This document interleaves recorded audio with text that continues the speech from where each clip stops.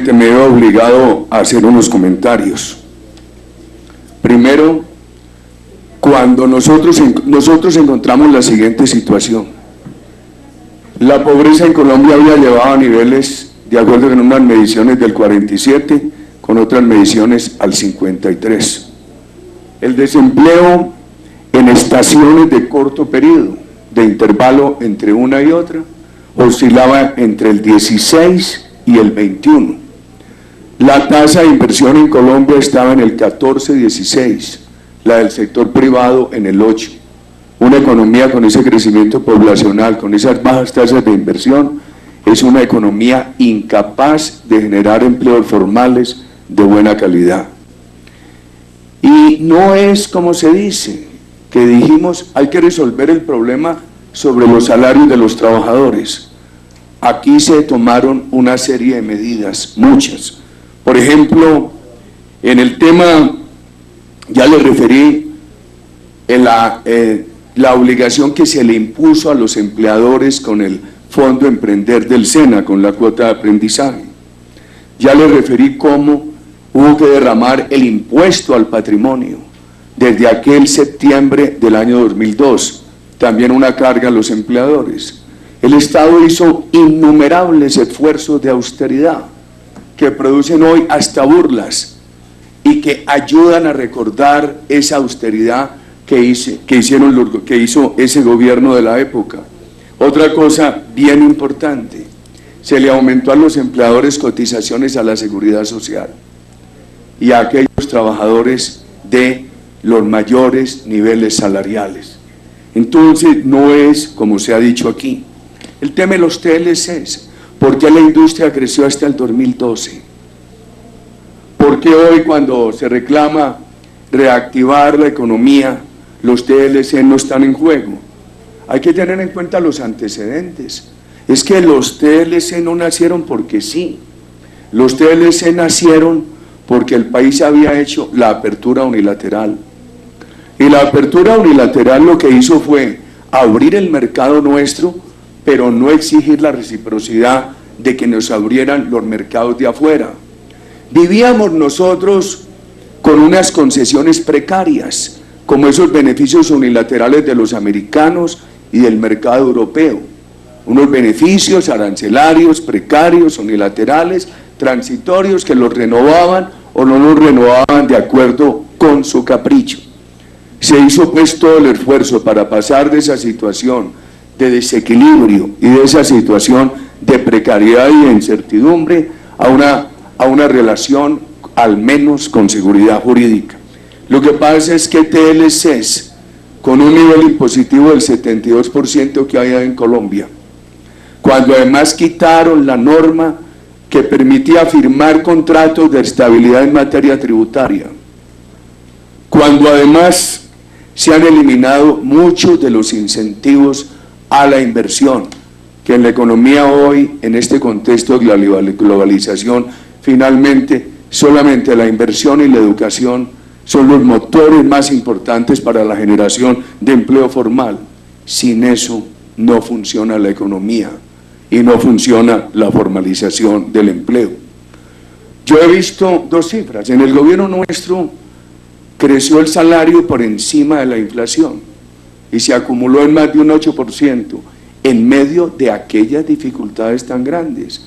Es que cuando habíamos logrado un crecimiento del 7% y que lo buscamos a conciencia, basados en un estudio que había hecho el doctor Juan Luis Londoño, que tanta falta le hace a este país, que concluyó que sin un crecimiento sostenido del 6%, era imposible crear niveles aceptables de empleo que formalizaran la economía.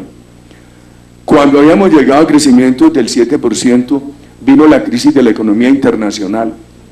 A eso se le sumaron dos crisis particulares en Colombia: la de la implosión de las pirámides del narcotráfico y el cierre del mercado de Venezuela. Y con esos agravantes, Colombia sobresalió en la región, porque pudo crecer al 1,9 y después regresar al horizonte del 4,6 y hoy podría estar en el 6. O sea que si no se hubiera hecho toda esa política que integró muchos elementos, y que empezó con un déficit del 6% en 2002, al sumarle lo que había que trasladarle desde el 2003 al Seguro Social para cumplir con las pensiones, nos habría ido muy mal. Si le fue mal a Chile, en esa crisis decreció la economía. México tuvo un decrecimiento del 6%. El Brasil de Lula en esa crisis decreció tremendamente. Después se recuperó 2 años y mire dónde está. O sea que aquí hubo una visión general buscando que mejorara lo social, y eso se complementó. Unas políticas sociales bien importantes. No fue fácil pasar de 200.000 familias en acción a 3 millones. No fue fácil pasar de 10.700.000 colombianos afiliados al régimen subsidiado de salud a pasar a 23 millones. No fue fácil multiplicar por 8 el SENA, que se multiplicó por 8 esos años. O sea, que yo no podría aceptar lo que se ha dicho. Ahora mire, este proyecto impacta muchos sectores de la economía. Por ejemplo, estas estadísticas yo creo que son importantes. Más del 30% de los empleados del sector industrial realizan trabajos más allá de las 6 de la tarde. En algunos subsectores agrícolas, más del 40% realizan labores después de las 6 de la tarde, y el aumento del costo en la nómina a partir de esa hora podría ser del 10%. Y en sectores intensivos en mano de obra como la hotelería, podría llegarse a aumentos del más del 100%. Este era un país de 80.000 camas hoteleras. Y gracias a la seguridad democrática de esos años y al incentivo a la construcción de nuevos hoteles, se pasó a más de 200.000 camas hoteleras. Cada hotel que se abre es una posibilidad de generar 200, 300, 600 empleos formales. Entonces vamos a seguir en la tarea de desacelerar aquello que tomó bastante impulso. Yo veo que ahora que el gobierno que inicialmente planteó todo ese enfrentamiento a lo que fue nuestra política de incentivos, ahora la quiere retomar. Por ejemplo, en el caso de los hoteles, en lo que han llamado PIPE 2, el gobierno dice que va a extender la exención tributaria a nuestro gobierno. Yo lo celebro. Por supuesto que eso no obraba solamente per se, eso necesitaba ser parte integrante de una gran política de promoción de la inversión y al mismo tiempo de lo social.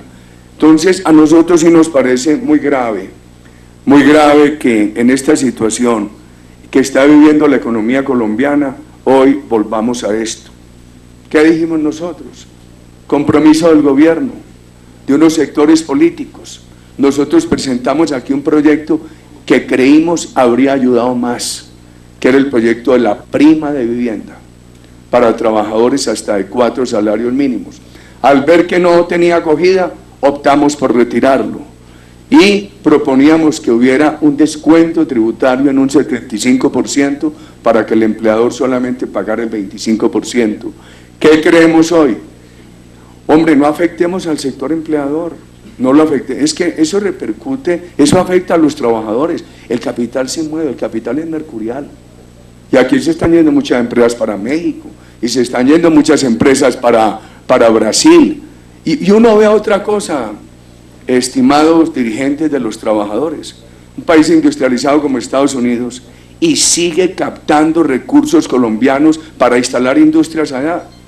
Ya no son casos excepcionales, son muchas industrias colombianas que en lugar de invertir aquí para expandirse, se están yendo a invertir a los Estados Unidos.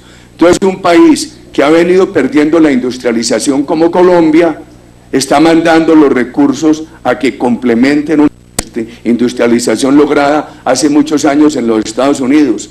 Cuidado con Venezuela. Para nosotros ha sido fundamental la ecuación entre inversión privada y política social. En nuestro concepto tienen que ir de la mano.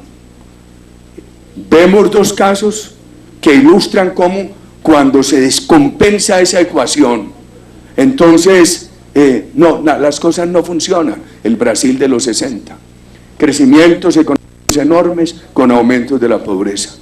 La Venezuela de hoy, yo recuerdo que al principio uno veía saludables las políticas sociales del presidente Chávez. Yo llegué a decirle un 17 de diciembre en Santa Marta, hombre presidente, en una conversación amable de la época, no discutamos sus políticas de las misiones, aceptemos que son correctas, pero no van a ser sostenibles sin empresa privada. Él me dijo, tenemos petróleo, y Castro en los 80 decía que necesitábamos un socialismo con petróleo y ese es Venezuela. Yo le dije, pienso que no te va a alcanzar, presidente. ¿Qué ha ocurrido en Venezuela? Han desaparecido 7.000 industrias. Quedan 6.000 industrias y están trabajando en los mínimos.